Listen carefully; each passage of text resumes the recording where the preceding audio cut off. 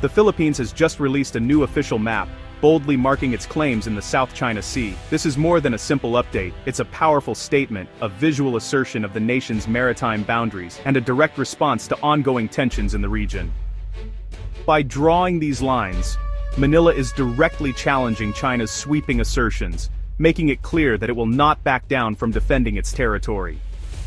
This isn't just cartography, it's a declaration of intent, a message to both its citizens and the international community that the Philippines is standing firm.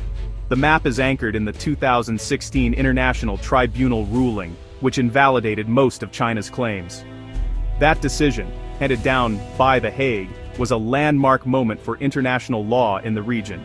Manila is using this map to reinforce its legal victory and assert its rights over its exclusive economic zone, sending a clear signal that it intends to protect its waters and resources. The government wants Filipinos and the world to see, these waters are ours, these resources are ours. It's a move designed to inspire national pride and unity, while also informing the global community of the Philippines' unwavering stance. For years, maritime law and geopolitics felt distant to many Filipinos. The disputes seemed abstract, far removed from daily life.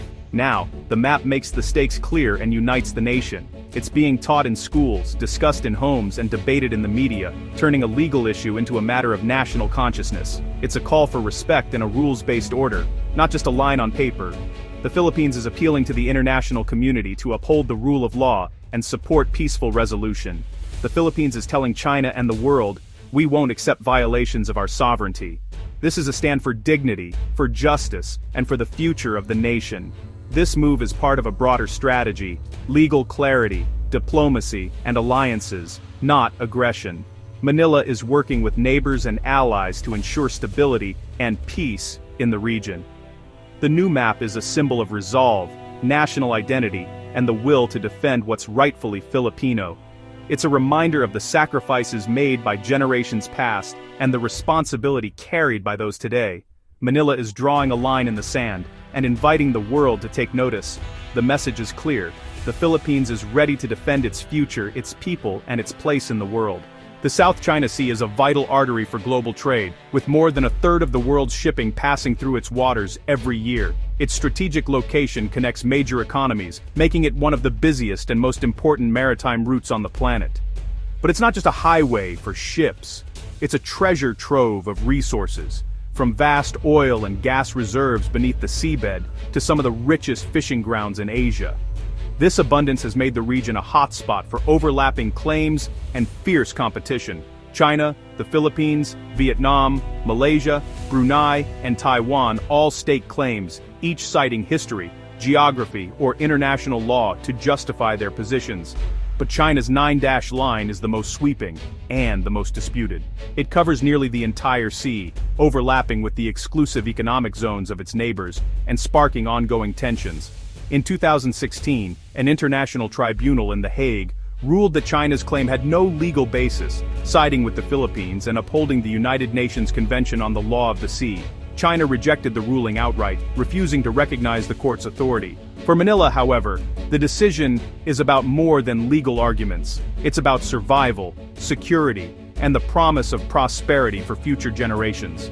The West Philippine Sea, as Filipinos call it, falls within their 200 nautical mile exclusive economic zone, granting them exclusive rights to fish, drill, and explore for resources that are vital to their economy and way of life.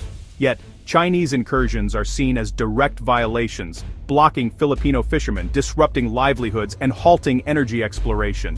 Tensions often flare at sea with confrontations between coast guards and fishing boats. The dispute has sparked diplomatic protests, tense standoffs, and slow-moving talks for a code of conduct to prevent conflict and manage the competing interests. China prefers one-on-one negotiations, leveraging its economic and military power, while smaller nations like the Philippines seek new alliances and international support to balance the scales. The result is a region on edge, with Manila determined to defend its rights and assert its sovereignty, even as the risks of escalation remain ever present. The struggle is about more than law or territory. It's about the future of millions who depend on these waters for food, work, and hope. For them, the sea is life itself. The Philippines is now pushing back, determined not to be isolated or intimidated, and standing firm for its people and its future. China has ramped up its presence in the South China Sea, turning claims into daily reality. Hundreds of Chinese ships, including Coast Guard and maritime militia, now operate within the Philippines' exclusive economic zone, creating constant pressure. China has drawn new baselines around disputed features and named dozens of islands, seeking to cement its control. Its gray zone tactics, using civilian-looking militia boats to swarm and block, make it hard for the Philippines to respond without risking escalation. Filipino fishermen are chased from traditional grounds, and Coast Guard patrols face harassment. The goal: wear down Manila's resolve and make China's control seem permanent. Every day, the Philippines faces a grinding campaign to change the status quo. The stakes are high, and the pressure is relentless. Two flashpoints define the Philippines-China standoff: Scarborough Shoal and Second Thomas Shoal. These remote outcrops in the South China Sea have become the center of a tense and ongoing struggle for control, sovereignty, and survival. Scarborough, once a rich fishing ground just 120 nautical miles from Luzon, is now under Chinese control, a blow to Filipino livelihoods and pride. Filipino fishermen who once depended on these waters now face constant harassment, their boats often blocked or chased away by Chinese vessels. At Second Thomas Shoal, Filipino Marines hold out on the grounded BRP Sierra Madre, a rusting symbol of sovereignty.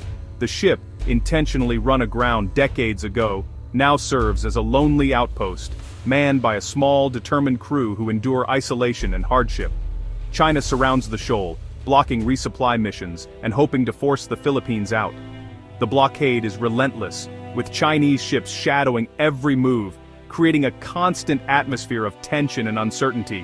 Resupply runs are tense, often met with water cannons and dangerous maneuvers by Chinese vessels. Each mission to bring food, water, and medicine to the Marines is a high-stakes operation, risking confrontation at every turn. In June 2024, a violent clash left Filipino sailors injured, highlighting the risks. The incident underscored just how quickly these standoffs can escalate into real danger, with lives on the line. Each incident is broadcast to the world, turning these shoals into global symbols of resistance. The international spotlight adds pressure, but also hope that the world is watching and that justice may prevail. These are not just legal disputes, they're daily tests of will and courage.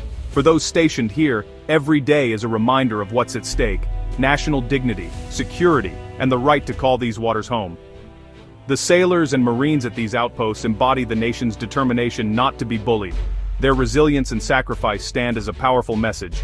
The Philippines will not back down in defending its sovereignty. Under mounting pressure, the Philippines is building alliances to balance China's power. The U.S. remains Manila's key ally, with joint military exercises, expanded base access, and advanced missile systems like the Typhoon now in play. U.S. intelligence and surveillance help monitor the South China Sea, vital for both defense and diplomacy. Japan and Australia are stepping up, providing patrol vessels, radar, and joint training. India has delivered BrahMos missiles, and South Korea is supplying new warships. By weaving together these partnerships, the Philippines is creating a collective counterweight. The message: the South China Sea's security is a shared international concern. The Philippines isn't alone. Vietnam and others are also pushing back against China's assertiveness. Vietnam, with its own disputes, is modernizing its military and deepening ties with India, eyeing the same BrahMos missiles. Regional powers like the US, Japan, and South Korea are intensifying cooperation, holding joint drills and sharing intelligence. Their united front signals that the South China Sea's stability is a collective responsibility. China's actions are driving its neighbors closer together, fostering a shared resolve to uphold a rules-based order. Southeast Asian nations are investing in credible deterrence, not just diplomacy. The region's security landscape is shifting. Alliances matter more than ever. The world is watching, and the stakes are global. The South China Sea is at a crossroads. Risk and opportunity are both in play. The Philippines' strategy, legal assertiveness, transparency, and alliances, but also a call for dialogue. True peace requires all parties, especially China, to respect international law and commit to real negotiations. A binding code of conduct could set clear rules and prevent dangerous incidents. The international community must support freedom of navigation and a rules-based order, not force. The goal isn't to isolate China, but to keep the global commons open and peaceful.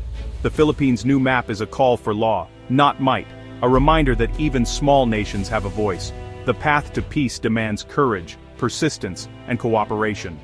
By working together, Indo-Pacific nations can keep these waters stable and prosperous. The choices made now will shape the region for generations to come.